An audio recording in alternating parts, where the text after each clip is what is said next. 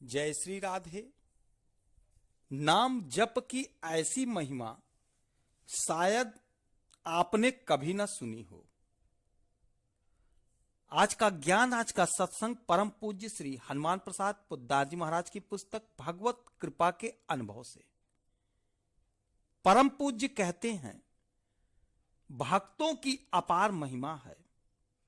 उनकी लीला वे ही समझ सकते हैं जिन्होंने कभी उस पतित पावन प्रभु की झांकी देख पाई है। भगवत भक्तों से ही मनुष्य को भगवान की एक झलक मिलती है। आज मैं पाठकों को एक ऐसी भक्त की कथा सुनाना चाहता हूं जिन्होंने अपने को परमात्मा में बना डाला था। उनका नाम भगत दानशय था। आपका जन्म अंडकपुर ग्राम में हुआ था। आपके माता पिता अकस्मात छोटी उम्र में ही मर गए। तब से आपकी बुआ जी ने बड़ी सावधानी से इनका पालन पोषण किया था, परंतु यह सहारा भी शीघ्र ही उठ गया। जिस समय भगत जी की बुआ मरी, उस समय उनकी आयु 17 वर्ष की थी। आपके हृदय में सच्चे संरक्षक और नित्य आधार की प्राप्ति की कामना का अंगार फूटा। कुछ दिनों बाद आपने एक जमींदार के यहां नौकरी कर ली और वहां आप गौएं चराने के काम में नियुक्त किए गए। आपने बड़ी ही ईमानदारी के साथ अपना कार्यभार संभाला। इसके साथ ही साथ जहां और ग्वाले व्यर्थ की बातों में समय बिताते थे, ये भागवत भक्ति के भांति भांति के भजन गाया करते थे। एक बार ऐसा हुआ कि आपकी गाय एक खेत में चली गई। इस पर खेत के स्वामी ने आकर इनकी कमर में एक सोटा जमा दिया और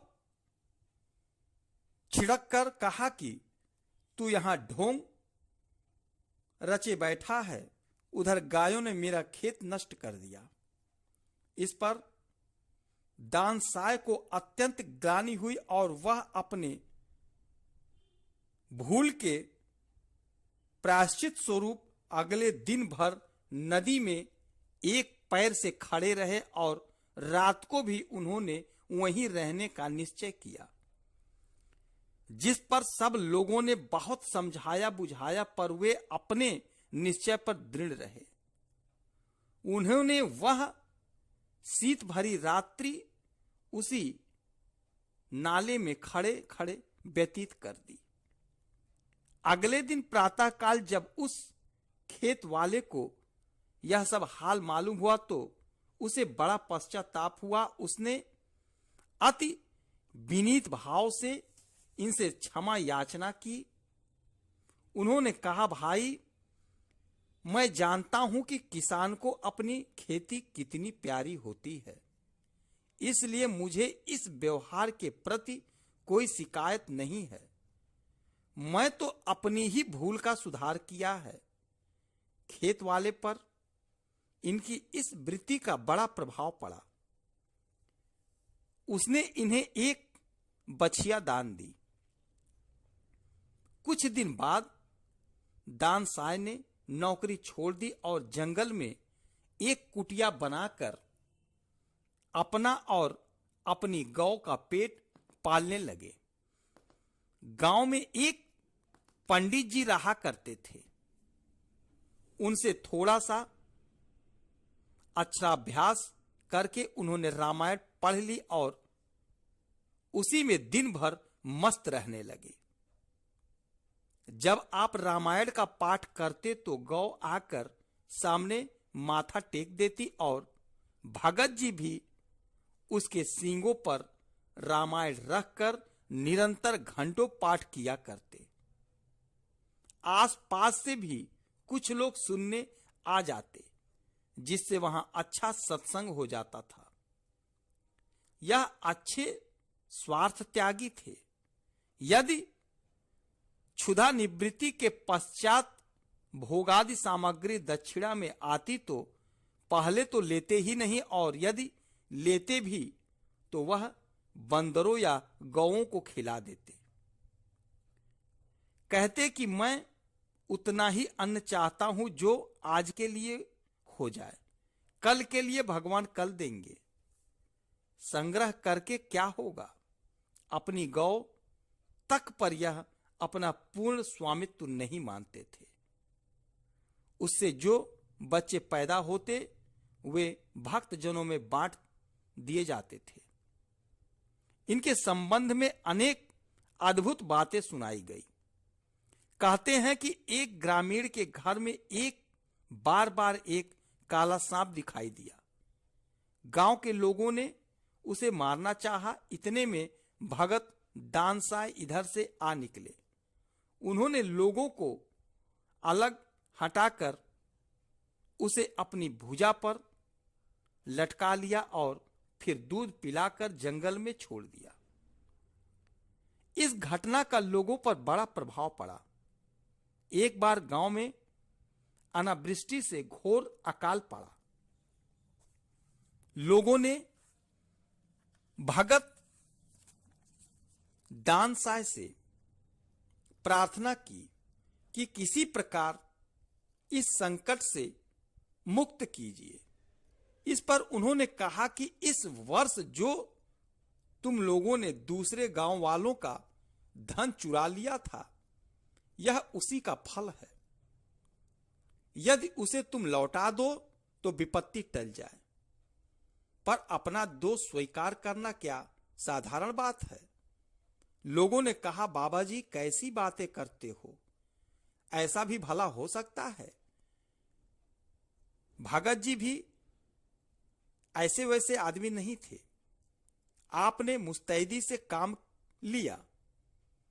एक खास जगह को खुदवाकर उसमें से चोरी का धन निकालकर सामने रखवा दिया। बेचारे अपराधी लज्जावश जमीन की ओर देखते रह गए। वह सारा धन जहां का तहां लौटा दिया गया। कालांतर में वर्षा हुई और लोग भगत दानसाय के गुण गाने लगे। सुनते हैं कि एक बार एक मनुष्य ने निवेदन किया कि मेरा एक ऊंट गुम हो गया है, यदि आप उसका पता बता दें तो बड़ी दया हो।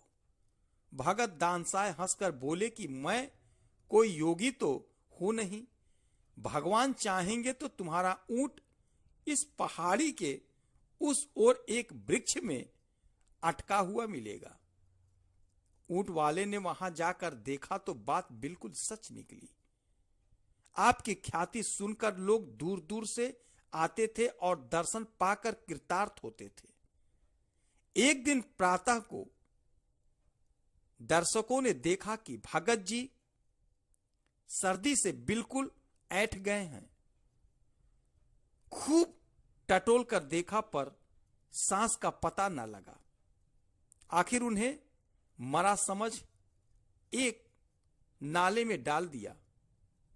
पर अगले दिन भगत दानसाय गांव की गलियों में पूर्वत विचरते दिखाई दिए। लोगों ने उनके मरने की बात फैलाने वालों की खूब हंसी उड़ाई। फिर एक दिन भगत जी बोले, भाई मैं बूढ़ा हो चला हूं, ना मालूम कब इस संसार से कुछ कर जाऊं।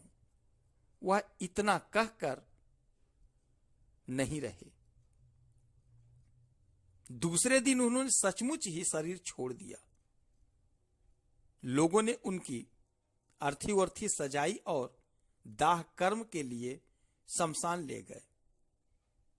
परंतु सब तैयारी करने के बाद ज्यों ही चिता में आग जलाई कि एकाएक चिता हिल उठी। यह अनोखी बात देखकर गांव वाले मारे भय के वहां से भाग गए। परंतु लोगों को अगले दिन ज्ञात हुआ कि चिता स्थल पर चिता का चिन्ह तक नहीं है। लोगों ने समझा कि भगत जी भूत हो गए। परंतु कुछ काल के अंतर भगत जी अपनी गौ सहित पुनः उसी कुटिया में देखे गए। लोगों ने आश्चर्य का ठिकाना न रहा। वे कहने लगे, महाराज यह लीला समझ में नहीं आती। उत्तर मिला, भाई मैं तो भगवत भक्ति में लीन होता हूं और तुम लोग मुझे मरा समझ लेते हो। गत वर्ष भक्त प्रवर दान साय सदा के लिए इस संसार का त्याग कर गए। बोलो भक्त तथा उनके भगवान की जय। जय श्री राधे। जय जय श्री राधे।